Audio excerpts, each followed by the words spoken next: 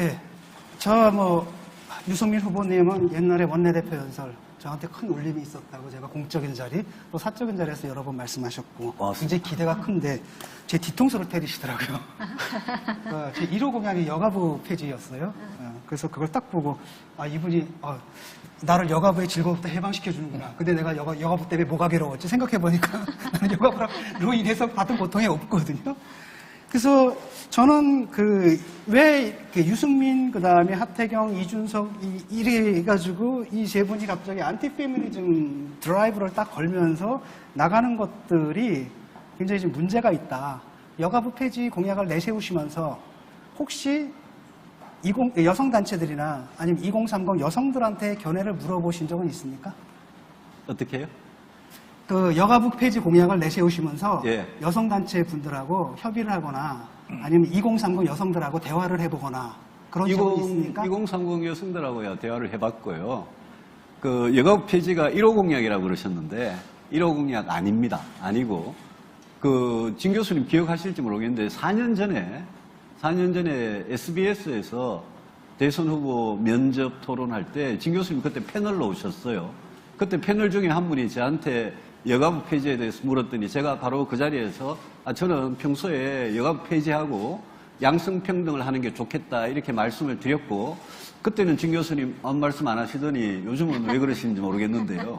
근데 제가 여가부 폐지를 저는 양성평등주의자로 평생 일관되게 살아왔습니다. 그리고 여가부 폐지도 여가부가 원래 고유한 역할이 전혀 없고요. 전혀 없고 제가 대통령이 되면 양성평등위원장이 제가 직접 돼서 힘있는 부처들이 있습니다. 우리 여성이든 남성이든 성별에 따른 부당한 차별을 막기 위한 힘있는 부처들이 그 부처들이 기재부고 고용노동부고 교육부고 보건복지부 법무부 심지어 군의 요즘 성폭행 사건 같은 거는 국방부 군이 스스로 개혁해야지 거기 여가부가 할 일이 별로 없습니다. 그래서 저는 진정한 양성평등을 위해서 지금 아무 일도 제대로 못하고 있는 여가부 폐지하고 대통령 직속 양성평등위원회를 만들어서 진짜 양성평등을 제가 실현하고 싶다. 그런 뜻으로 제가 연관된 질문이니까 짧게 할게요. 예. G7에 여성부 장관이 혹시 몇 나라나 있는지 아십니까? 제가 알기로는 G7에 여성부에서 발표한 게 제가 좀 잘못된 걸로 알고 있고요. 그리고 G7에 제가 말씀드리는 위원회로 한 나라도 있고 또 여가부 내지는 이 성평등위원회, 성평등부 이런 식으로 해가지고 장관을 둔 나라도 있는 걸로 알고 있습니다. 제가 정확하게 좀 팩트 체크를 해드리면은 독일과 캐나다는 여성부 장관이 있고 담당 부처도 있고요. 그리고 일본, 영국, 프랑스, 이탈리아에는 장관만 있습니다. 담당 부처는 없고 그리고 미국만 없어요. 미국만 없어요. 근데 지금 G7들은 그럼 그 나라들은 다 미쳤다고 여가부를 둬가지고 장관을 둬가지고 이렇게 하는 겁니까? 그러니까 왜 여가부를 없애서 어떤 실익을 얻으시려는 건지 굉장히 모호해요. 그래서 김중건 교수께서 말씀하셨듯이 안티페미니즘에 지금 잠깐 바람에 타서 지금 하려는 거 아닌지 굉장히 의심이 된다는 거죠. 제가 4년 전에 여가부 폐지를 공약할 때는 방금 말씀하신 진 교수님 말씀하시고 김 교수님 말씀하신 그런 젠더 갈등이 없었습니다. 없었을 때도 제가 이 문제를 주장을 했고요. 말씀 그대로 G7에서도 장관이 있고 그 밑에 직원들이 있는 나라가 있고 장관만 상징적으로 있는 나라가 있잖아요. 그런데 우리나라에 양성평등위원회 설치해서 대통령인 제가 양성평등위원장 하겠다는데 그런 나라들보다 훨씬 좋은 거 아닌가요? 그리고 미국 같은 나라가 제가 이야기하는 주요 부처에 양성평등 국을 설치해서 양성평등을 실현하는 그 대표적인 나라거든요. 제가 오히려 문제가 있다고 생각하는 부분은 여성 부분이 아닙니다. 저는 여성은 양성평등 쪽으로 가면 되는데 가족을 어떻게 하느냐입니다. 가족은 저는 보건복지부가 너무 비대해요. 우리나라 부처 중에 정부 예산도 제일 많이 쓰고 그리고 지금 코로나다 메르스다 이런 건강 문제가 있기 때문에 보건복지부를 보건과 복지를 분리해서 보건은 별도의 부가 건강에 관한 별도의 부가 있어야 되고요. 복지에다가 지금 여가부의 가족 기능을 합치면 저는 그게 훨씬 좋은 모델이다 이렇게 생각하고 제가 대통령이 되면 정말 한번 지켜봐 주십시오. 제가 양성평등을 위해서 얼마나 진지한 노력을 하는지. 지금 여가부가 있어도 여가부가 힘이 약하기 때문에 예를 들어 상당 부분 어떤 부분은 교육부에 그 기능이 가 있고 그다음에 어떤 부분은 복지부에 가 있고 사실 이게 통제가 잘 안 되거든요. 협조가 잘 안 됩니다.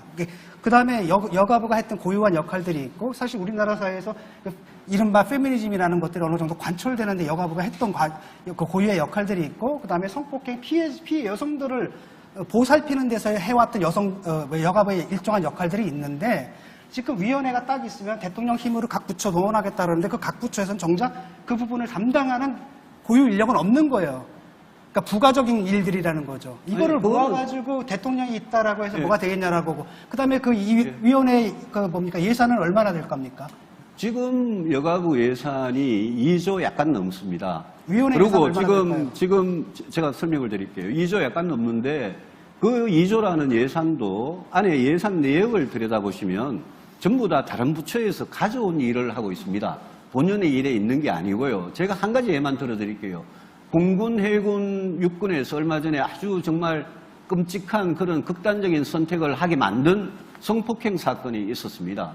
여가부가 그런 데서 뭘 했죠? 뭘 할 수 있죠? 그거는 군과 국방부를 개혁해야 없어질 수 있는 문제지 여가부가 거기서 아무 할 역할이 없습니다.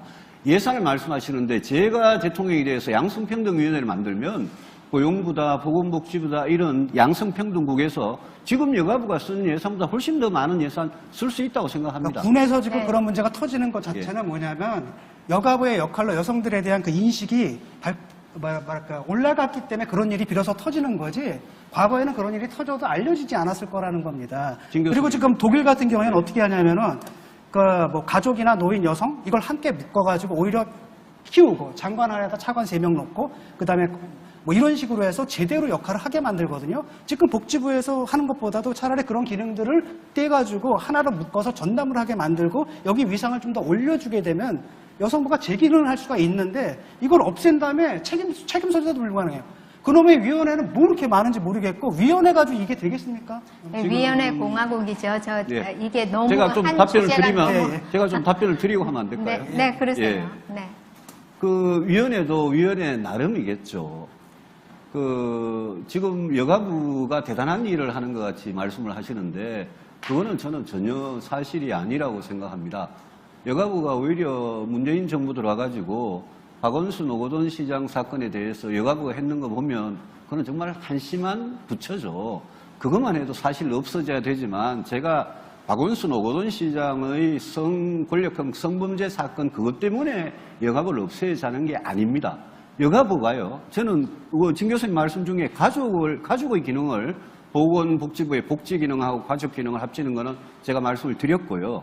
여성의 경우에는 이 중요한 게 지금 젠더 갈등에서 중요한 게 무슨 페미니즘이다 이런 것보다는 남성이든 여성이든 자기가 직장에서 가정에서 사회에서 자기가 부당한 차별을 받지 않는다 이런 세상을 만드는 거 아니겠습니까? 거기에다가 저는 여성이라는 이름을 붙일 필요가 없다고 생각하고 그래서 저는 양성평등이라는 게 훨씬 더 맞는 개념이고 그쪽으로 가는 게 옳다고. 남녀 임금 격차가 지금 OECD에서 최고잖아요. 최고로 벌어져 있지 않습니까? 예.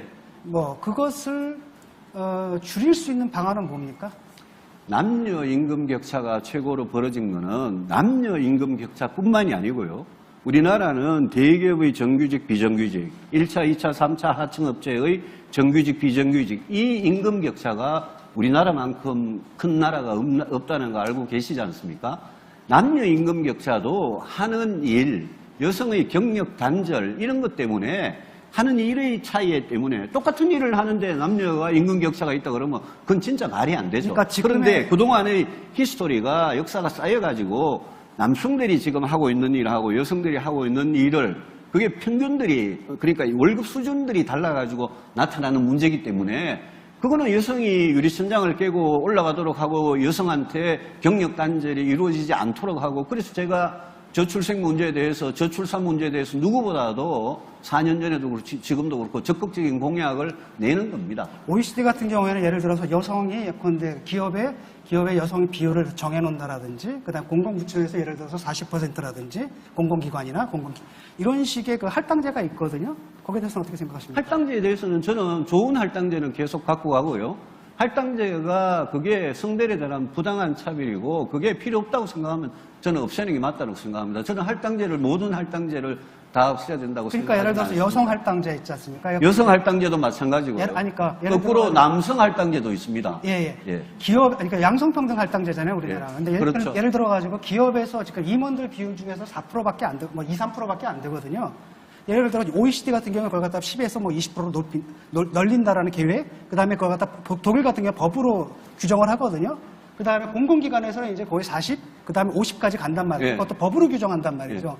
이런 것에 대한 저는 정치권이나 정부에서 여성 할당제를 하는 거는 찬성입니다만은 그걸 민간 기업에게까지 확대하는 거는 그거는 저는 조금 무리한 규제라고 생각합니다. 예. 제가 이제 예. 18대 때 같이 활동을 하면서 저는 4년 내내 여가위를 이제 부속 예. 위원회로 같이 예. 참여를 했었는데 보면 어느 장관이나 마찬가지로 어느 부서나 마찬가지로 그 예산과 인원 그다음에 의지 이게 중요하거든요. 저희를 설득하려고 하지 마시고. 그런데 이 여가부가 가는 방향하고 우리 대한민국의 절반인 여성들이 원하는 거하고가 이게 간극이 커요. 예. 정부는 자꾸만 20세기 초중반의 기준으로 여성은 보호의 대상이고 뭐 우리가 손을 잡아줘야 되고 이런 식의 개념을 가지고 있고 요즘의 젊은 여성들은 내가 인간으로서 여성이 아닌 인간으로서 차별받지 않고 살 권리와 자유를 달라는 거거든요. 그 간극에서 오는 거여서 저는 이 지금까지의 이 논의가 사실은 조금 핀트가 어긋난 게 아닌가 하는 그런 생각이 들고요. 관련해서 질문을 하자면 공약을 보고 제가 참 열심히 준비하셨구나. PPT가 17장이더라고요. 다른 분들은 1장, 2장 뭐 이런데 그 중에 하나가 아이를 키우고 싶은 나라 이렇게 쓰셨어요. 그렇습니다. 지금 통계를 보면 결혼을 하는 율이 많이 낮죠. 혼인율이 낮은데 결혼을 하고 나면 아이는 하나를 낳든 둘을 낳든 꼭 낳습니다. 그러니까 아이를 안 낳는 것에 주안점을 둘 것이 아니라 왜 결혼을 안 하느냐. 맞습니다. 결혼을 하면 아이를 낳아요. 통계가 우리나라 통계가. 그래서 결혼을 하고 싶은 나라. 이쪽으로 바꿔야 되는 거 아닌가 하는 생각이 드는데. 결혼과 출산이 축복이 되는 나라 이런 이야기는 제가 했고요. 맞는 말씀입니다. 결혼을 하면 보통 아이를 하나를 낳든 셋을 낳든 대부분 낳더라고요. 근데 이제 결혼한다는 것 자체가 결혼할 만한 조건이 됐겠죠. 그게 저는 기본이 주택과 일자리 문제라고 생각을 합니다.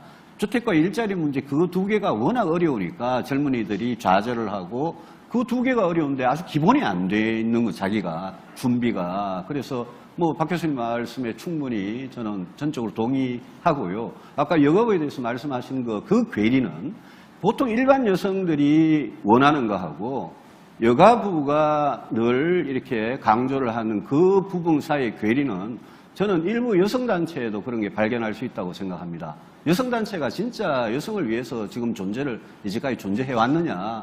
그 여성단체들이 진짜 우리 젊은 엄마들, 경력단절 여성들, 그 사람들이 고민을 위해서 존재하는지 아니면 자기들이 아주 20, 30년 전, 40년 전부터 갖고 있던 좀 캐캐묵은 그런 이슈를 가지고 그런 걸 부여잡고 있는 거 아니냐. 그런 게 여성단체의 그런 어떤 분위기가 여가부로 상당히 저는 흘러 들어왔을 수도 있다고 생각을 합니다. 제가 뭐 여성부 장관 했던 사람들이 어떤 여성 운동을 했던가 어느 단체에서 했던가 보면 특정 여성 단체에 있었던 사람들이 상당히 여러 명 들어가 있습니다. 맞습니다. 그래서 그거하고 별개로 해서요.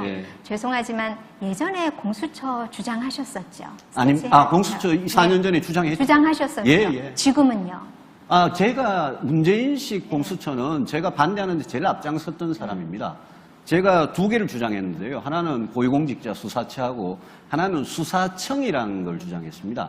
수사청이라는 거는 검찰과 경찰의 수사 전문 인력을 모아서 수사하는 전문가들이 수사를 하도록 만드는 게 수사청이니까 지금 검찰을 배제하고 6대 범죄만 수사하게 하고 경찰한테만 수사권을 준 지금 문재인 정부의 검경수사 기소권 분리하고는 다르고요. 공수처의 경우에는 저는 문재인 정권과 민주당이 이렇게 공수처를 장악하는 방식으로 가리라고는 저는 생각을 하지 않았습니다. 그런데 공수처 법을 통과시키는 걸 보니까 민주당이 자기들이 다수가 되고 또 대통령이 마음대로 원하는 공수처장과 거기에 수사관들을 이렇게 임명할 수 있는 구조로 가는 겁니다. 그렇게 해서는 제대로 살아있는 권력에 대한 수사가 안 된다고 생각하고 저는 처음부터 이 공수처법에 대해서 제가 비록 야당이고 당시에 수가 부족했지만 저는 뭐 제일 최전선에 나서서 반대를 했습니다.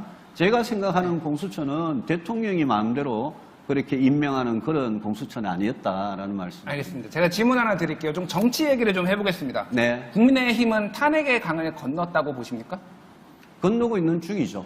다 건넜는데 유승민 후보만 아직 못 건너신 것 같아요. 제가 보니까 뭐 이준석 대표도 예. 당선이 되고 뭐 예. 그 박근혜 대통령 잡아넣은 이를테면 윤석열 후보도 보수 진영에서 되게 지지가 높은데 유승민 후보만 지금 배신자 뭐 이렇게 이미지의 아이콘이 있어서 그 질문하시는 분은 제가 배신자라고 생각하세요? 아니 그러니까 제가 질문을 아니요, 드리는 자리예요. 제가 거꾸로 한번 물어볼게요. 본인이 아니, 그 왜 배신자라고 생각하시니까 저한테 그런 표현 쓰시는 거 아니에요? 보수 진영에서 왜 지지가 안 오르는지 제가 그거를 오히려 중도 진영에서도 좋아하고 보수 진영에서는 지지를 덜해요. 왜 그런다라고 좀 억울하십니까 그게?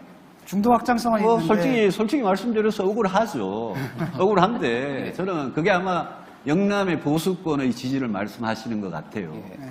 그런데 뭐 그분들도 저는 생각이 바뀔 거라고 저는 믿습니다. 왜냐하면요. 저는 윤석열 후보나 또 홍준표 후보가 국민의힘 후보가 되면 아주 무난히 지는 길로 간다고 생각을 합니다. 저는 우리 후보들 중에 그동안 살아왔던 거나 정치 철학이나 여러 가지 정책의 일관성이나 이런 거는 제가 중도 확장성이 가장 높은 후보라고 제 스스로 그렇게 생각을 해왔고 실천을 해왔습니다. 그래서 민주당의 후보들이 뭐 이재명 후보뿐만이 아니라 많은 분들이 제가 후보가 되면 제일 껄끄럽다라고 이야기하는 게 그게 저는 빈말이 아니라고 생각을 합니다. 네, 짧게, 다만 그 사람들이 이제 제가 지금은 후보가 될 가능성을 좀 낮게 보는지 몰라도 요즘은 지지도가 보름 한 달 만에 확확 바뀌기 때문에 관련된 11월 5일 날 되면 반드시 후보가 될 겁니다. 대통령 되시면은 이명박 박근혜 대통령 사면하실 겁니까? 저는 사면할 겁니다. 근데 예전에 대통령 사면권에 대해서 굉장히 남용되고 있다 비판을 하신 걸로 알고 있는데 이거는 대통령 사면권을 저는 굉장히 절제해서 쓸 겁니다. 근데 그러니까 그거는 그러면 사면권 남용이 아닌가요? 그러면? 사면권 남용이라고 생각하지는 않습니다. 저는 그 두 분의 경우에는 그 정도 했으면 저는 다른 차원의 그런 명분도 있다고 생각을 합니다. 법치주의가 훼손됐다라는 지적도 있는데요. 법치주의 훼손은 과거 정부에서 많이 했죠. 제가 대통령이 되면 법치주의 훼손 안 하겠습니다. 걱정하지 마십시오. 그 경제 전문가, 네. 경제 정책 전문가라고 뭐 자타가 공인을 하는데 지금 우리 중산층이 처절하게 깨졌습니다. 완전히 뭐 중산층이 없다고 해도 될 정도로 깨졌고요. 그런 점에서 보면 지난번 대선 때 출마하셨을 때 최저임금을 10,000원으로 하겠다라고 하셨는데 사실은 깨지기 시작한 첫 걸음이 거기서부터라고 생각을 하거든요. 그러니까 갑자기 시급을 올리고 최저임금을 그렇습니다. 올리고 하면서 자영업자들 힘들어지고 중소기업 힘들어지고 그러면서 여기까지 왔어요. 그때의 주장을 지금도 유효하게 생각을 하십니까? 저는 최저임금이든 노동시간이든 정답이 있는 건 아닌 문제라고 생각합니다. 최저임금의 경우에도 경제가 굉장히 호황이고 기업들의 지불 능력이 있으면 그러면 올릴 수 있다고 생각하고 노동시간도 저는 탄력적으로 하되 점점 줄여나가는 방향이 맞다고 생각을 하는 사람입니다. 그런데 최저임금의 경우에 제가 지난 4년 전에 대선에 나왔을 때 방금 박 교수님 말씀하신 대로 10,000원 최저임금 공약을 했고 다른 후보들도 많은 공약을 했습니다. 그런데 문재인 대통령이 대통령 되자마자 바로 그 달에 최저임금을 16.5%나 올렸습니다.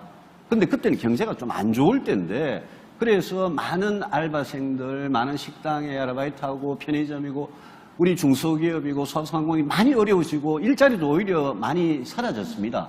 그래서 제가 2018년 1월에 이 중소기업 중앙회에서 하는 중소기업 신년교례에 가서 거기에 각 당 대표, 경제부처 장관들, 중소기업인들, 자영업자들 다 있는 자리에서 제가 공개적으로 사과를 했습니다.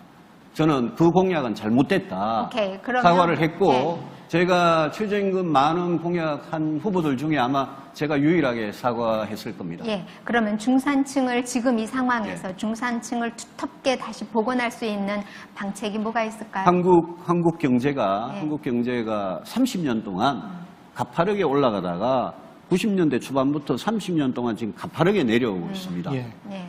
이거를 다시 성장을 하도록 만들지 않으면 저는 백약이 무효라고 생각을 합니다. 그래서 제가 경제 대통령을 유난히 강조하는 이유가 제가 대통령이 되면 어떤 고통스러운 개혁도 단행해서 제가 우리 경제가 다시 성장하도록 만들겠다. 내가 5년 안에 그거는 꼭 만들겠다. 알겠습니다. 자, 온라인상에 올라온 질문 제가 대신 간단하게 드릴게요. 간단하게 답해 주십시오. 코스피나 수출 등으로 볼 때 한국 경제 외적으로는 분명히 성장했다라고 하는데 문재인 정권의 경제에 정말 실패했습니까? 하는 것이 질문입니다. 답변해 주시죠. 네, 문재인 정부 경제정책은 완전히 실패했습니다. 그러니까 코스피나 수출은 올라갔는데. 코스피 수치가 올라가는 건 그거는 일종의 자산 가격이 올라가는 중에 상당 부분이 돈이 풀려서 그런 부분이 상당히 있고요. 문재인 정부는 제가 늘 강조하듯이 어느 정권이든 정권을 잡으면 경제를 다시 성장시킬 그런 노력을 해야 되는데 문재인 정부 혼자만 실패한 건 물론 아닙니다. 그런데 문재인 정부도 소득주도 성장이라는 정책이 완전히 실패했고요. 특히 부동산 정책을 완전히 실패하고 일자리 정책 완전히 실패했기 때문에 이게 뭐 거의 대부분의 중요한 경제 지표이기 때문에 완전히 실패했다고 생각합니다. 그 코스피 지수가 올라간 거 가지고 문재인 정부의 어떤 경제 정책을 주가를 가지고 어떤 정부의 경제 정책을 평가할 수는 저는 없다고 생각합니다. 예, 알겠습니다. 정확하게 22분 다 끝났습니다. 수고하셨습니다. 벌써 다 지났습니다. 감사합니다. 여가부 질문만 하다가 다 지나가지고 이거는 저는 좀 아닌 것 같습니다. 예.